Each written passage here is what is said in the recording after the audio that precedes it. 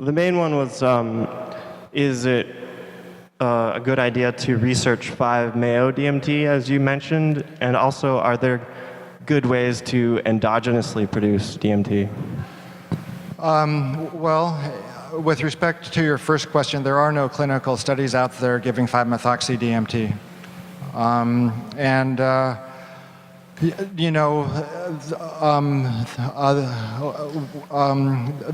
The dynamics of endogenous, DMT really aren't worked out. We don't. So we don't know if it increases during meditation, or during dreams, or during near-death experiences yet. I've been collaborating with a group at LSU that's developing a new way to measure levels of endogenous DMT. So I think within about the next year, we're going to be able to describe levels in normal people in a normal state of consciousness. And after that, we can then start comparing levels in, meditation, or, near death, or other kinds of altered states, which which have characteristics which are similar to those that occur when you give DMT. So we can start answering those questions and even give some advice, I suppose, within the next few years.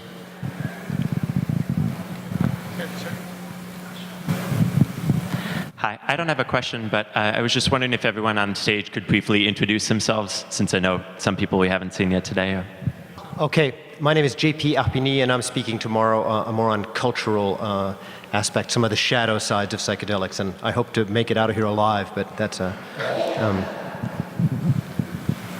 I'm Dale Pendle. I'm going to speak tomorrow also, and I'm going to back talk also. Try and find some fun. Hi, my name is Annie Oak, and I'll be talking tomorrow about women who work with psychedelics. I think that's all of us, right? I mean, all of us from Sunday. The Saturday people you've already met. Another question? Hi. I'm a graduate student at the University of Pennsylvania, and I study culture and psychedelics from a philosophical perspective.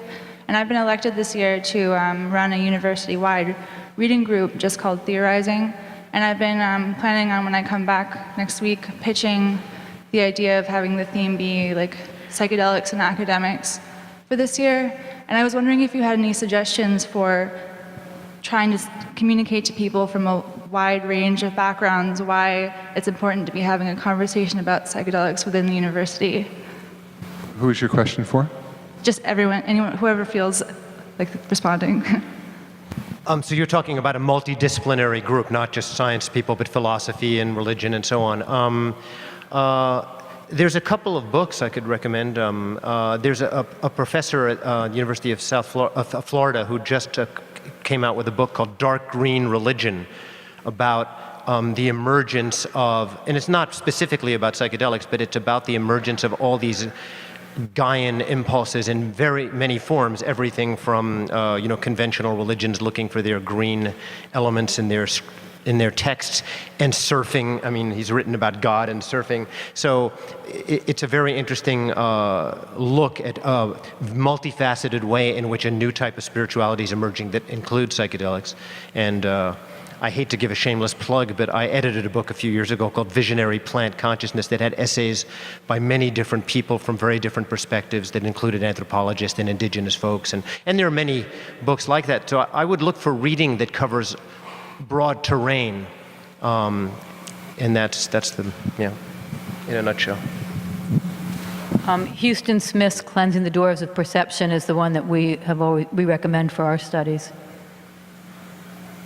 And was the question about this would be a seminar for students? I didn't hear a reading group in the university. I mean, depending on the audience, some judiciously selected, original research. Some of Dr. Strassman's work with dose effects of DMT. that might be a long reading group through the Old Testament. But no, I mean the original, published, research in the empirical literature, how to entice them to come to the reading group. Yeah. So, yeah, you have a Yeah, I'm going to have to toot my own horn. Nobody will do it for me. But I wrote a history of psychoactive plants and drugs. And though there's pharmacology involved, I tried to take a more phenomenological, experiential standpoint. And some people find those worth I'm going to drop into glossolalia any minute here, which is the secret core of the book. It's called Pharmacopoeia. There's actually 3 of them, but anyway, that's my plug.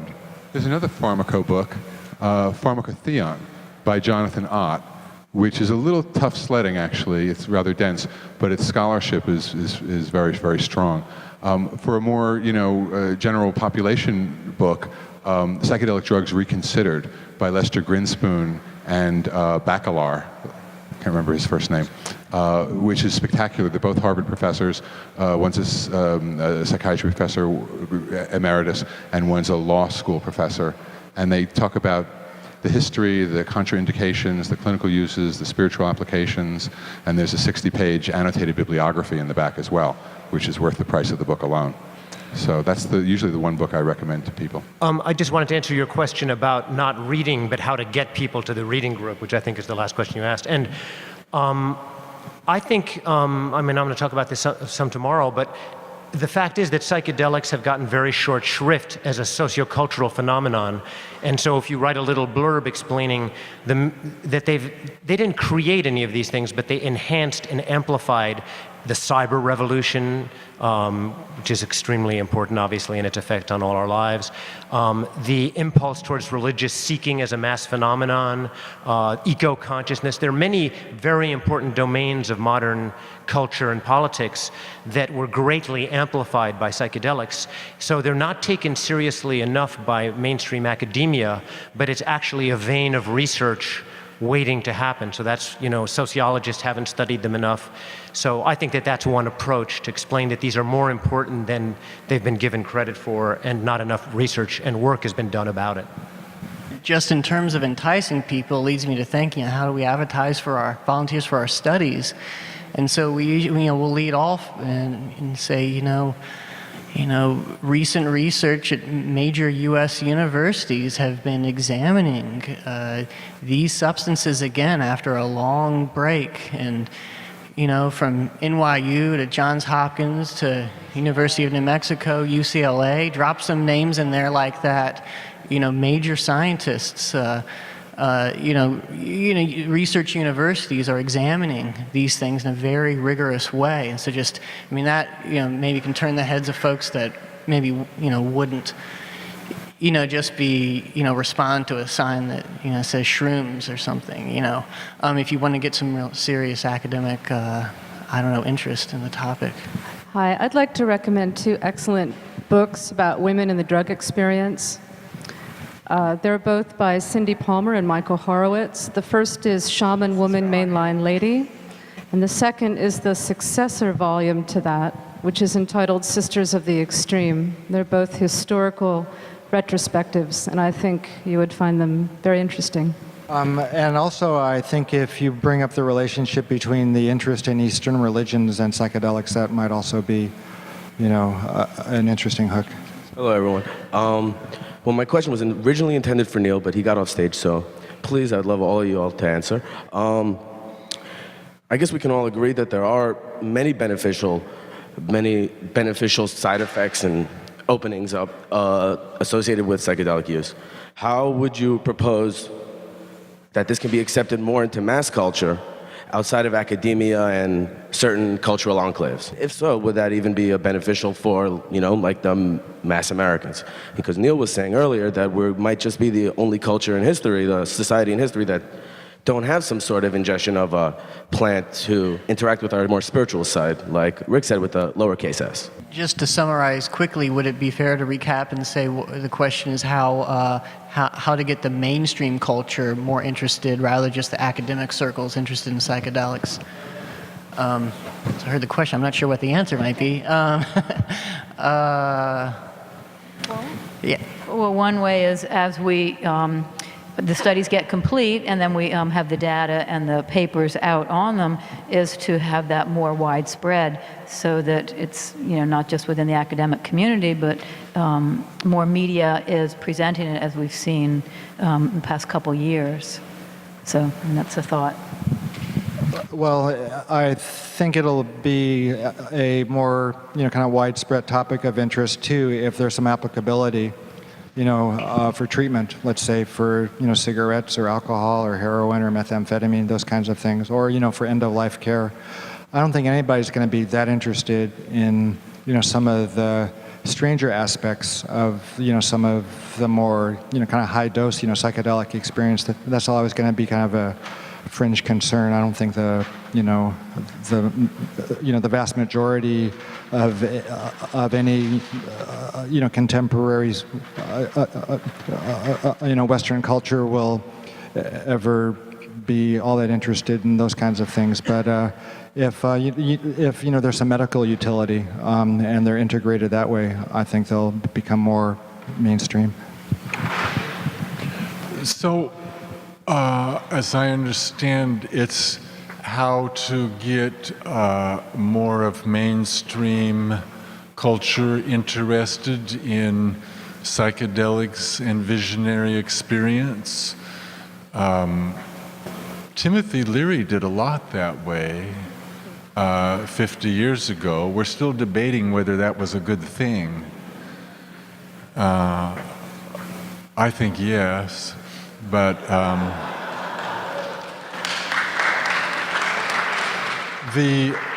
this hunger for visionary and transcendental experience is very strong in our culture. And a young man in my own community died recently, choking himself to death because it's a legal way to get high. So we need to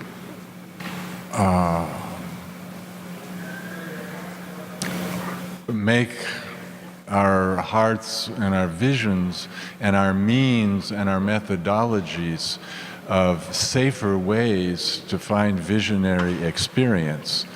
LSD is a lot safer than hanging yourself. And nitrous oxide is a lot safer than hyperventilating into a bag and jumping up and down, I think. But I think the hunger is real clear. People want visionary experience, and we're kind of flooded with quick visions. We live in such a visual culture that we miss sometimes that there's this deeper urge, but it's clearly in the young people. I don't believe that it's a good thing or an advisable thing to promote or try to push psychedelics into the mainstream. I believe that if we can decriminalize them and make them safe and available, they will function with a natural, attractive power to many people, but not to most people. And I think that proselytizing and setting them forward as some kind of humanist panacea is a very dangerous model to follow in terms of wanting to sell them. And so I don't think that they are ever going to be a central part of mainstream culture, nor should they be. Yeah. I was going to say the same thing. Yeah, okay. No argument. So I guess I like the second part of your question, which is it, do we want it to be? And the answer we just got from Jeff about, maybe not such a great idea. I guess what it seems to me is that there's so many drugs now, right? People take drugs for everything, and there are just more and more all the time that people are taking. There are these sort of performance-enhancing drugs now that people take at work so they can be better at their jobs. And, you know, if you think about it, I don't think I know anybody who doesn't take something for something, right? And that we live in this world where that is a fact, but there's no way that we deal with it. You know, we don't raise our kids to say, well, you know, there are going to be all these drugs, and, you know, some do this and some do that, and, you know, you need to be smart about it. And I mean, we don't have anything like that to sort of give kids a sense of like how to make sense of any of this and how to make good choices. So I guess what I would be kind of hoping for is a society where, you know, it's sort of accepted that there are all these drugs, all these things people can take for all kinds of things, and that there's some education about that along the way, so that it's not just that psychedelics are mainstream, but what is mainstream is just an understanding that, yeah, there are all these different things, you know, and that these are the different effects they have, and let's be smart about the choices we make with respect to them.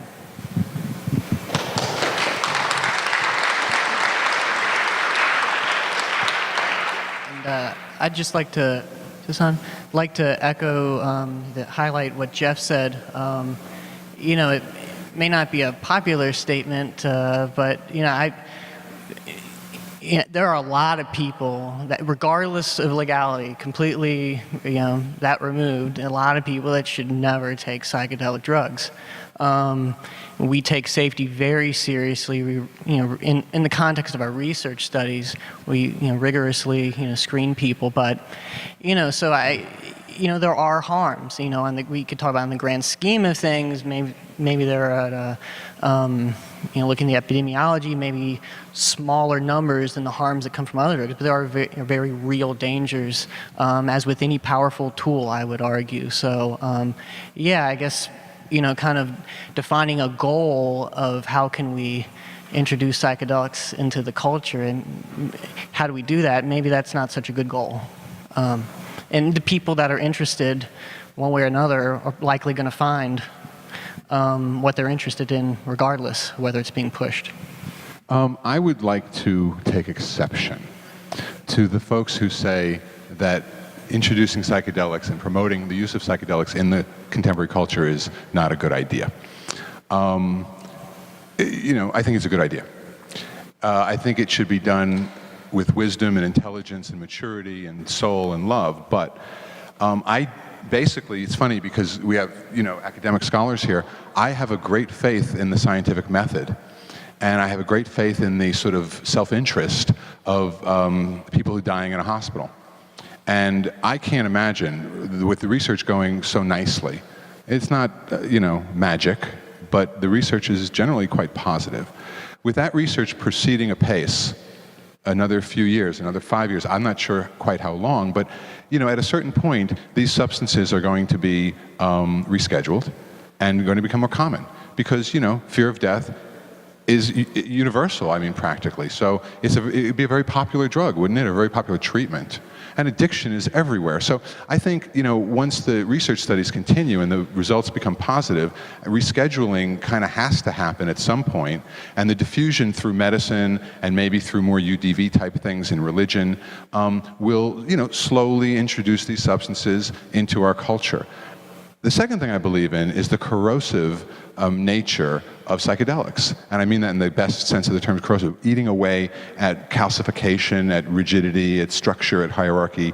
And I think, you know, they didn't call it acid for nothing. It you know, dissolves, set in stone, kind of takes the mortar out of your bricks and allows you to rebuild your house. So with the research proceeding apace and my belief in, you know, the research process and the essential self-interest of the citizenry, especially the boomers, who are very demanding as far as give me my drugs and I'm dying and, you know, the hell with you, very entitled. With that process, you know, coupled with the very nature of the substances themselves, I think will transform society. I think we are moving toward a neo-tribal, toward an integral society. It sounds kind of lofty and mushy and stuff, but I don't know how it'll play itself out. But I do believe there's sort of like, you know, a third thing happening. Not tribal, not modern, but something that's post that. And I think psychedelics are going to play a huge role in making that happen and in shaping the nature of society once that does happen.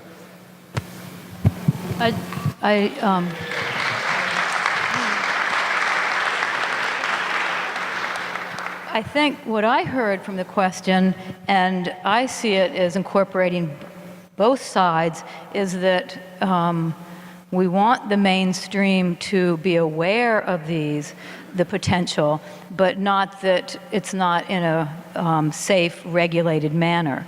So it's like, well, these are options, they're not for everyone, but it's available when it's properly used. So I'm not sure if that... I just want to add a little more rant.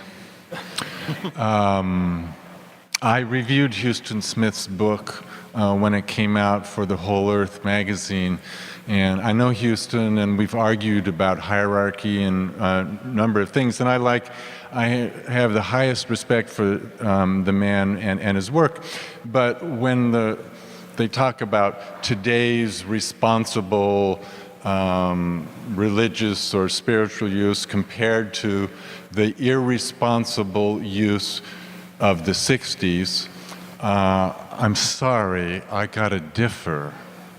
I remember a stultifying conformity of the culture. I remember a land war going on in Asia. There was a culture that needed medicine. In that situation, the irresponsibility, in my opinion, was those who stayed in the tower, those who did not go out and join with the young people and seek vision. That's what a sick society needs, is new vision. And it was the society that was sick. And it was highly responsible and being good citizens to go out and try and find the cure.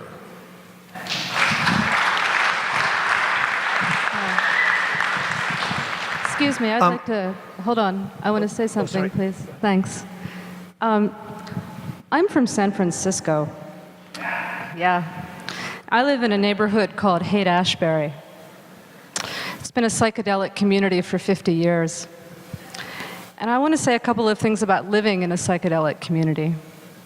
First of all, I'm a homeowner there. It's a very attractive place to live. Property values have held their own very nicely, thank you very much. It's a very compassionate community. It's a very lovely community.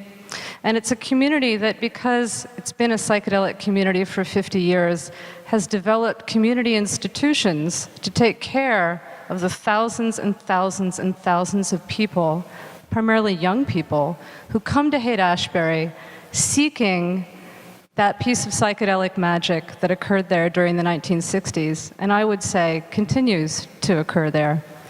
What I want to say about this briefly is that the community institutions that have been formed in Haight-Ashbury, the free clinics, the food programs, the various forms of community outreach, were created largely by the residents of the community, not by the government, not by outside entities, but the people who lived there, who found ways to take care of one another and to be and live compassionately as a psychedelic community. So I'd just like you to think about that for a moment or two. Thanks.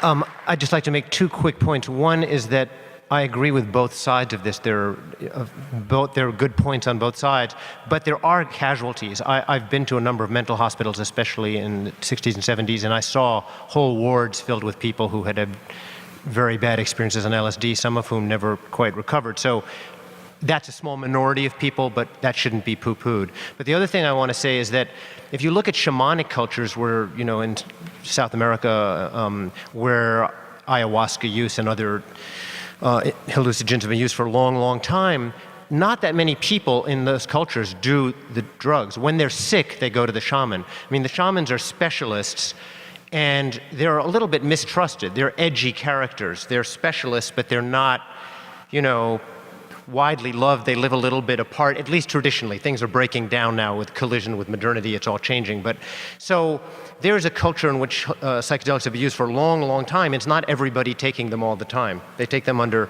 certain conditions when they want something or they've lost something or they want to find out who's screwing with them. There are particular ways they use it. So anyway, that's... I have a question.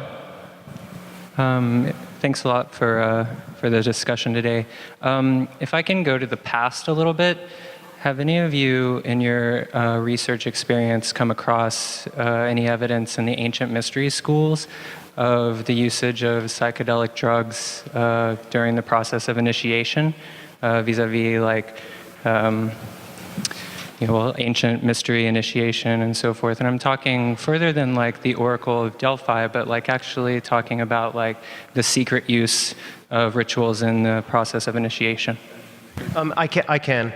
He was asking if any of us know about ancient mystery schools in which there were initiatory rites that involved psychedelics. Now, I'm not clear whether you're asking about the distant past or contemporary reality. In the distant past. The Eleusinian Mystery School, yes, the Eleusinian Mysteries, ancient Greece, of course. Most recently, I just returned from a big event called Burning Man. It's a transformative event for many people, and the theme of next year's Burning Man is rites of passage. I would just add that I think is one of those areas in which there's some rigorous scholarship and a lot of nonsense is also, and a lot of speculation. And there was an interesting book, which I didn't like the whole book, but this book Shroom by this Brit guy, Andy Lecter, I think, and Lecter, right? And he kind of deconstructs this idea that ancient Celts and Druids were doing mushrooms, even though psilocybin mushrooms grow in large swaths of Europe. There's really absolutely no historical evidence whatsoever that people use them culturally. So, I mean, there's no evidence they didn't either, but I think it's important not to get into wild-eyed speculation, even though it's a lot of fun. Or if you're going to, make sure you're clear that you're speculating, and when you're stepping off the, And maintain your sense of humor. Yes, balance. Well, last comment then, and then we're going to It just, kind of came to mind that, the baptism ritual is like a near drowning experience. And, if that's stress-related, release of DMT, if that has any merit, if it's established to occur, you would think it would take place during a near drowning experience like that. So it wouldn't be an exogenous, taken in substance, but it would still be mediated, through hallucinogens. Well, thank you, Rick. In the interest of, we're supposed to close at 7:30. It's 5 minutes before then. I'll just bring us to a close. I want to thank you all for coming. I'd like you to, help me thank the panelists again.